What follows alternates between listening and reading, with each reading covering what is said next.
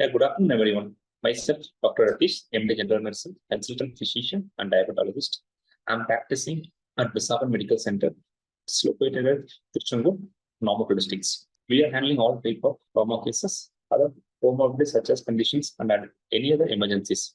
We have a full set of ICU along with dialysis unit. I thank Reddy's once again for giving me this opportunity to share my knowledge in this field that will make topical language. The topic we are going to discuss about is non-steroidal anti-inflammatory drugs and the impact of gastrointestinal health.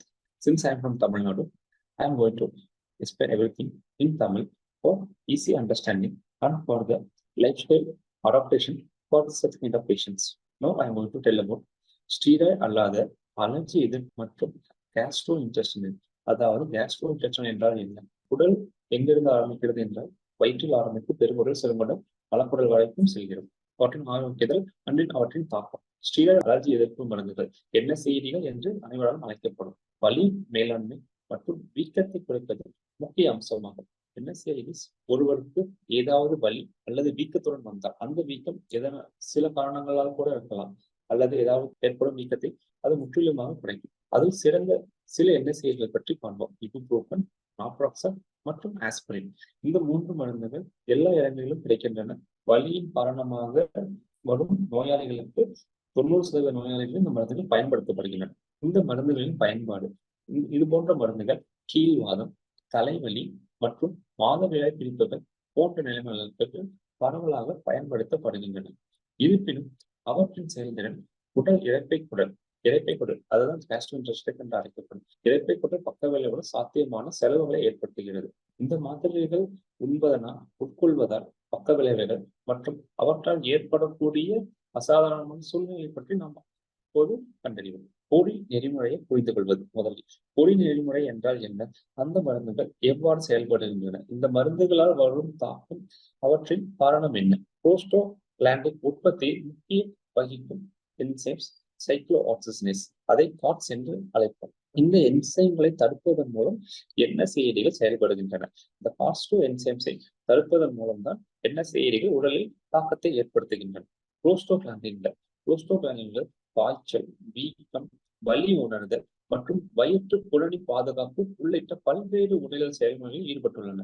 என்ன செய்திகள் முதன்முறையாக God's 1 தடுக்கின்றன.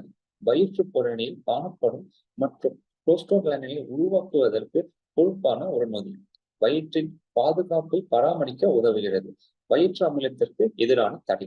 இந்த என்எஸ்ஏகள் God's 1 என்சைமை தடுப்பதன் மூலம் புரோஸ்டோகிளாண்டின் உற்பத்தியை தடுக்கிறது. இந்த புரோஸ்டோகிளாண்டின் உற்பத்தி தடுக்கும் பொழுது வலி ஏற்படுவதன் தன்மை குறைகிறது. அப்போது ஒருவருக்கு காய்ச்சலோ வலியோ வீக்கமோ இருந்தால் இந்த என்எஸ்ஏகளை எடுத்துக்கொள்வதன் மூலம் இந்த புரோஸ்டோகிளாண்டை அதை தடுத்து வலிகளையும் மற்றும் காய்ச்சலும் வீக்கத்தை குறைக்கப்படுகின்றன.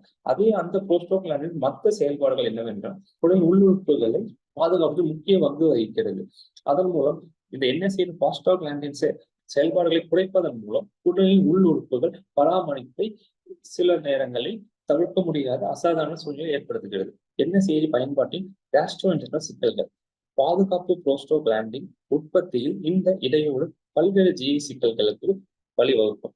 அவற்றுள் பெப்டிக் அல்சர், வயிறு அல்லது டியோடனத்தின் உள்புறத்தில் உருவாகும் வலி மிகுந்த துண்டு.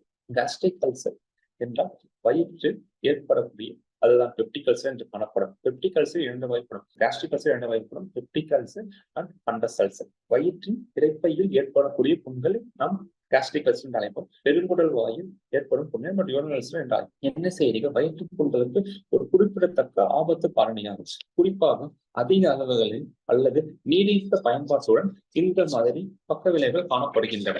இரைப்பை அலர்ஜி, வயிற்று புறணியில் வீக்கம், அடிக்கடி அஜீரணம், குமட்டல் மற்றும் நெஞ்செரிச்சல் போன்ற அறிகுறிகளை ஏற்படுத்துகிறது. என்ன செய்திகளை உட்கொள்வது? குறிப்பிட்ட நாட்களுக்கு மேல் உட்கொள்வதன் மூலம் ஆல்ரெடி கோமாபிலிட்டிஸ் என்று அழைப்போம். கோமாபிலிட்டிஸ் என்றால் என்ன? இது சம்பந்தப்பட்ட வேறு ஏதாவது பிரச்சனைகள் உள்ள நோயாளிகள். ஜிஏ ரத்தப்போக்கு என்ன செய்வது? வயிறு அல்லது குடல் ரத்தப்போக்கு அபாயத்தை அதிகரிக்கலாம். இது ரத்தம் தோய்ந்த மலம் அல்லது கருப்பு மலம் என மெலினா என்று அழைக்கப்படும் என வெளிப்படும். ஆபத்து காரணிகள். சில காரணிகள் என்எஸ்ஏடிகளிலிருந்து ஜிஏ சிக்கல்களின் அபாயத்தை அதிகரிக்கலாம். வயது, வயிற்றின் பாதுகாப்பு வழிமுறைகள் குறைவதால் வயதானவர்களில் பாதிக்கப்படுகின்றன.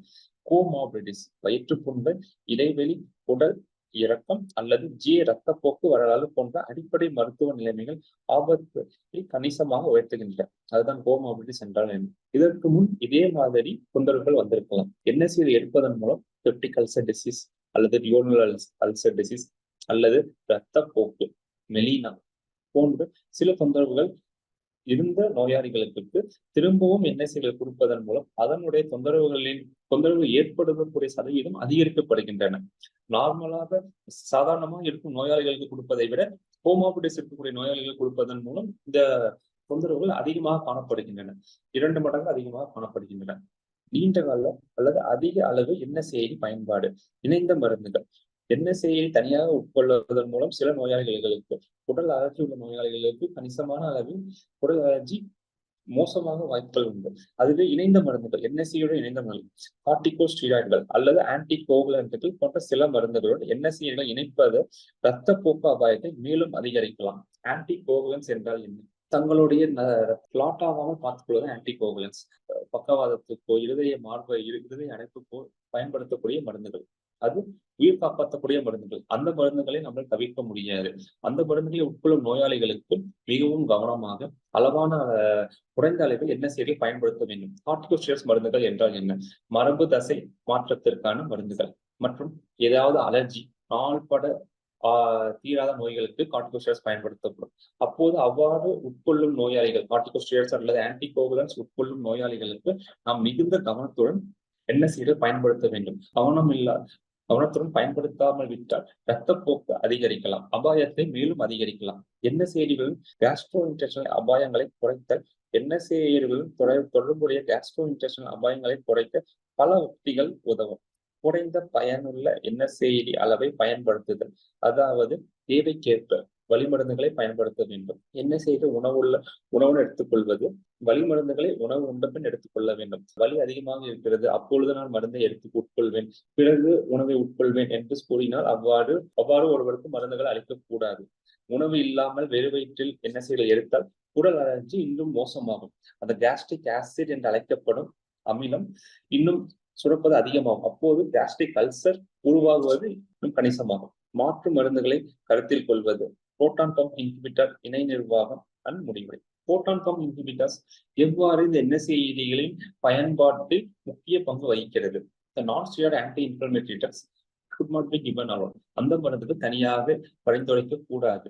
ஏனென்றால் அதனால் வரக்கூடிய தாக்கம் கேஸ்ட்ரிக் ஆசிட் செக்ரேஷனை அதிகப்படுத்தும். அப்போது கேஸ்ட்ரிக் ஆசிட் செக்ரேஷன் அதிகப்படுத்தும் போது கேஸ்ட்ரிக் அல்சர், டியோடனல் அல்சர் உற்பத்தி ஆகும். அதே அந்த புண் நாளடைவில் ஆறாமல் சென்றால் அந்த புண் இரத்தப்போக்காக காணப்படும். அதை தான் மெலினா என்று கூறுவோம். அந்த மாதிரி சூழ்நிலைகளில் நாம் இந்த புரோட்டான் பம்ப் இன்ஹிபிட்டர்ஸ் எவ்வாறு உதவுகிறது என்று பார்ப்போம். இந்த புரோட்டான் பம்ப் இன்ஹிபிட்டர்ஸ் ஆசிட நியூட்ரலைஸ் பண்ண பேஸ் தேவைப்படும். அந்த புரோட்டான் பம்ப் இன்ஹிபிட்டர்ஸ் அந்த பேஸ் இருக்கு, அந்த அல்கலைன் பேஸ் இருக்கு. அந்த மாத்திரைகளை NSAID உட்கொள்வதற்கு முன்பு உட்கொண்டால் அந்த பேஸ் ஆசிட் நியூட்ரலைஸ் பண்ணிடும். அந்த கேஸ்ட்ரிக் ஆசிட் செக்ரேஷன் அதிகமா இருந்தாலும் அந்த பேஸை நியூட்ரலைஸ் பண்றது மூலமா அந்த தாக்கம், அந்த கேஸ்ட்ரிக் ஆசிட் செக்ரேஷனால வரக்கூடிய தாக்கத்தை நம்ம குறைக்கலாம். இந்த கேஸ்ட்ரிக் செக்ரேஷன் இந்த NSAID எடுக்க அதிகமாகும் போதுதான் இந்த புண்ணோட விகிதம் அதிகமாகிறது. அப்பொழுது இரைப்பை அலர்ஜி, வயிற்று புலனியல் வீக்கம், அடிக்கடி அஜீரணம் போன்ற அறிகுறிகள் வெளியில் காணப்படும். NSAIDகள் வலி மேலாண்மை மற்றும் வீக்கத்திற்கான மதிப்புமிக்க மருந்துகள். அவற்றின் முக்கிய பங்கு இருந்த போதிலும் அவற்றின் சாத்தியமான பக்க விளைவுகள் பற்றி விழிப்புணர்வு அவசியம். ஒரு சுகாதார நிபுணரிடம் ஆலோசனை பெறுவது கேஸ்ட்ரோஎன்டர் சிக்கல்களின் அபாயத்தை குறைக்கும். அதே வேளையில் நிர்வகிப்பதற்கான சிறந்த அணுகுமுறையை தீர்மானிக்கவும் உதவும். அதனால் NSAIDகள் முடிந்த அளவுக்கு நோயாளிகள் தானாகவே உட்கொள்வது. அதே போல் NSAID உட்கொள்ளும் போது proton pump inhibitors, H2 blockers போன்ற மருந்துகளை உடல் சேர்த்து உட்கொள்வது அவர்களின் உடல் பாதுகாப்பை இன்னும் மேம்படுத்தும். தேங்க்யூ.